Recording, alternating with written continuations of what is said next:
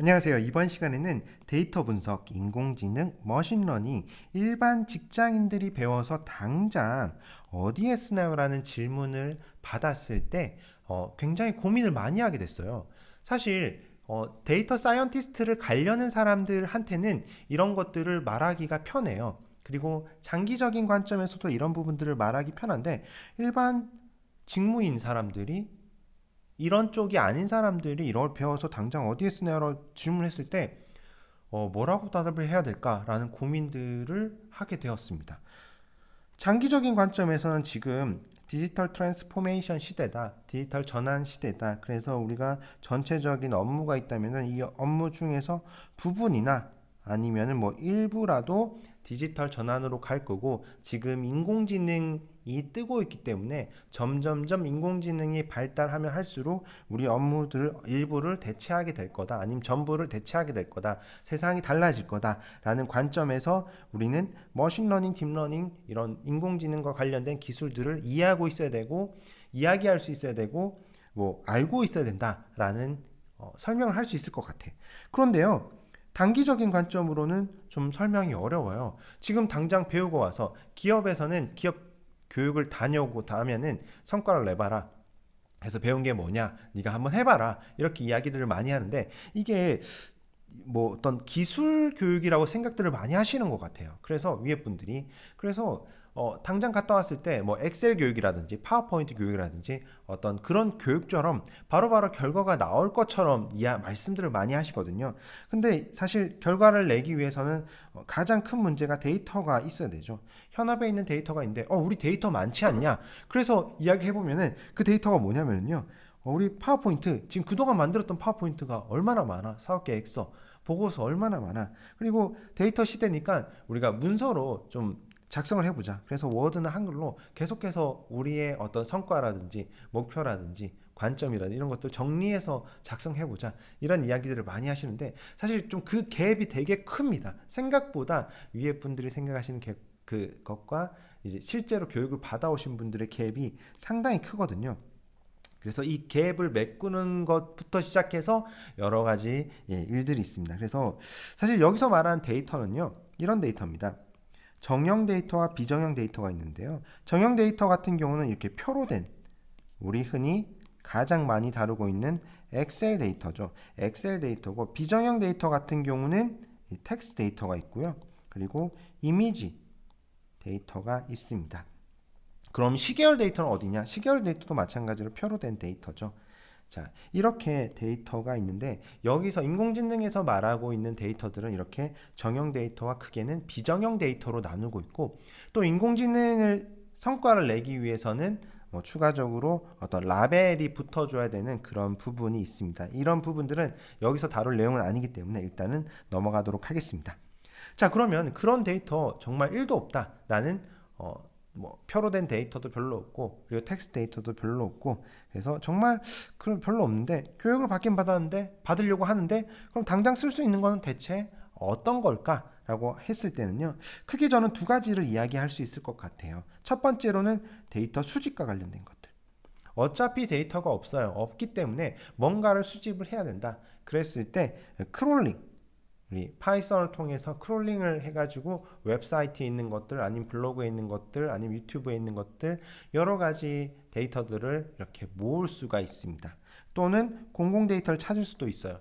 날씨 데이터들. 날씨 데이터도 우리가 그냥 날씨 데이터 맑음 뭐 37도 이렇게 생각하지만은 그 관측소마다 다 데이터가 달라요. 그런 것들도 아마 비즈니스 하는 데 있어가지고 어떤 관측소 날씨 데이터를 봐야 될까 이런 것도 고민을 하셔야 됩니다. 그래서 그런 것들이 있고요. 두 번째로는 이런 것들을 수집을 해가지고 또는 기존에 가지고 있는 작은 데이터를 가지고 시각화해 볼 수 있을 것 같고요. 그래서 요 두 개 정도는 바로 당장 쓸 수 있을 그런 영역인 것 같고요. 나머지 것들은 좀 더 장기적인 관점으로 바라보는 게 맞지 싶습니다.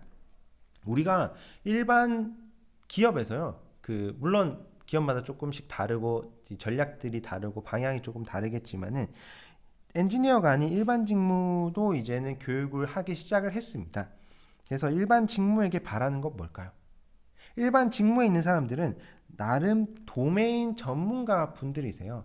그래서 이 전문가 분들이 우리가 하는 일이 이 정도인데 여기서 일부를 어, 머신러닝, 딥러닝을 이해하지 못하고는 사실상 이거를 인공지능으로 가능한가 불가능한가조차도 몰라요. 알 수가 없어요. 왜냐하면 이것들이 어떤 일을 하는지 모르기 때문에. 그래서 이런 것들을 배우고 나면은 이 부분은 우리가 디지털 전환이 가능하겠다. 이렇게 생각할 수가 인공지능으로 대체가 가능하겠다. 이렇게 생각할 수도 있는 거죠. 이 데이터를 이렇게 활용하면 되겠다.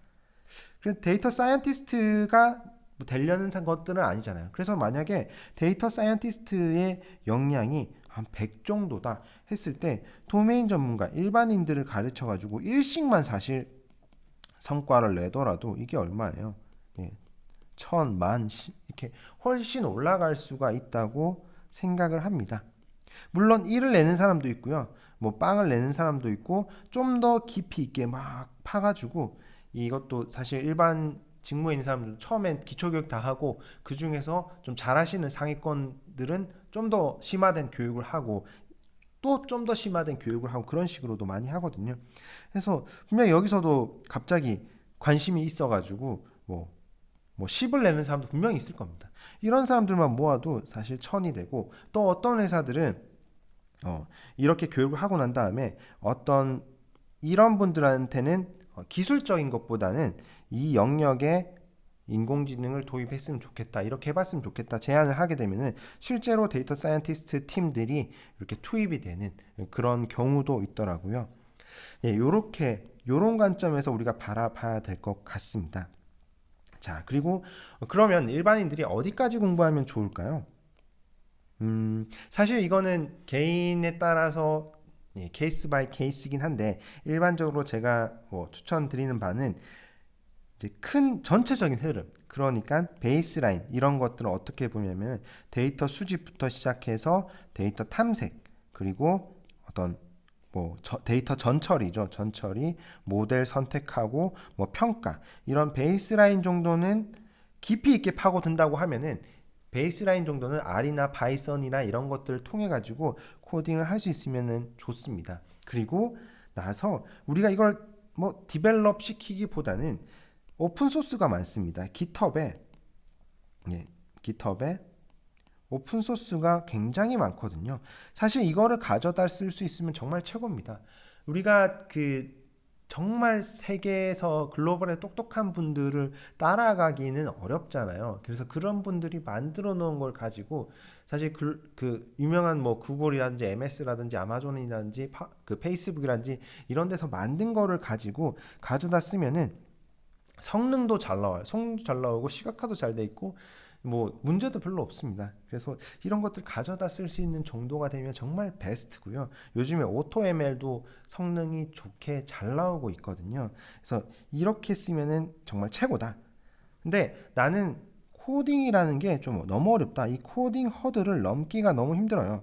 이 코딩이라고 했을 때. 그래서 나는 코딩을 넘기 싫고 그냥 살포시 넘는 뭐 다른 게 없을까라고 했을 때는 코딩 없이 하는 것들이 있습니다.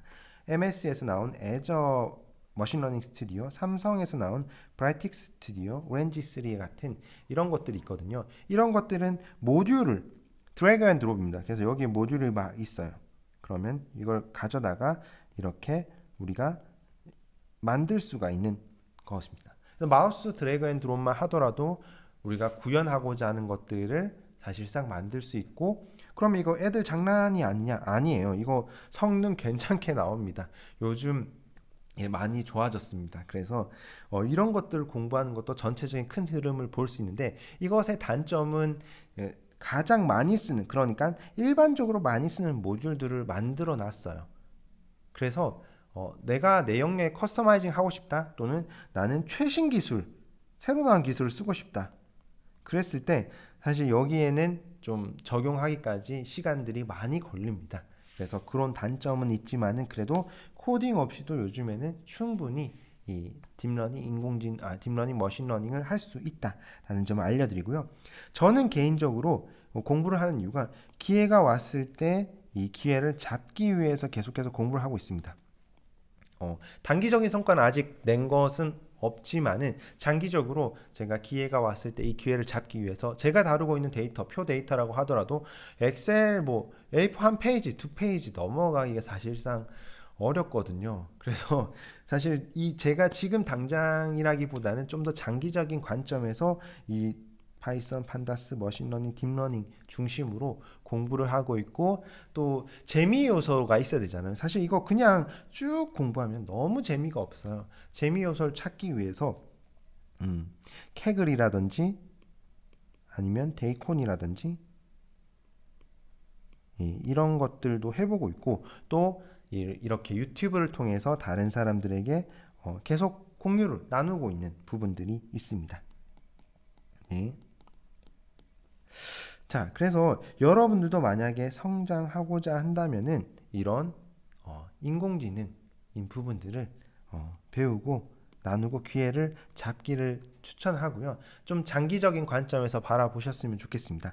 근데 그럼 이것만 공부하면 되냐? 이건 아니고요. 여러분들이 지금 하고 계시는 도메인 영역이 더 중요합니다. 그래서 도메인 영역 계속 하시면서 이 데이터 사이언티스트 역량을 좀 높이셔가지고 이렇게 어떻게 융합된 역량을 키워서 좀 장기적인 관점에서 여러분들에게 기회가 왔을 때 기회를 잡을 수 있으면 되지 않을까라는 생각이 들고요.